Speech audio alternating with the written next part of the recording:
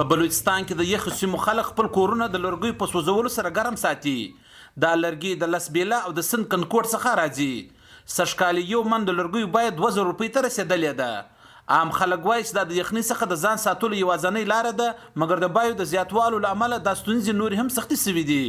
دغه کمې ګوټکې چې دي دا په 1100 په 1800 در 2000 پورې دا خلک د خلکو در وس تېره شوه. خلک دا رقم در په دره دي چې د ماښام په ګوله پورې اریان دي. موږ د حکومت څخه په څو واره روزګار غوښتی دی، خو حکومت موږ ته روزګار نه دی راکړی.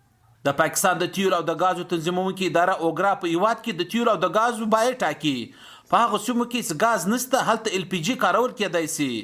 اوګرا د فروری میاشت لپاره د 1 کیلوګرام باید 254 روپۍ ټاکلې ده، خو د بلوچستان په دې سیمو کې په ځانګړې توګه په چمن ښار کې 1 کیلوګرام په 300 روپۍ پلورل کیږي.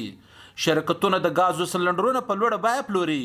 د چمن ښار د حکومتي نرخونو کنټرول کمیټې مشر عبدالرزاق میاني وویل چې دوی به ډیر ژر د LPG ګیس د بیو د کنټرول لپاره ګامونه پورته کړي. په دې وخت کې د برېښنا د لوډشیډینګ رپورټ هم ورکړل شوی دی. ډېره یخه سره ولس مخامخ دی، لیکن چې څنګه یخ سي د هغه سره سات زموږ علاقې د سیمې دا ګوټکي و مطلب لرګي دا په ډېر غټ قیمتو باندې زموږ ولس ته میلاویږي. بلې خواته دلته لوډ شیډینګ دی د بجلۍ، بالکل بجلي د نه و نه برابر ده. په 24 غنټې کې 2-3 غنټې بجلي.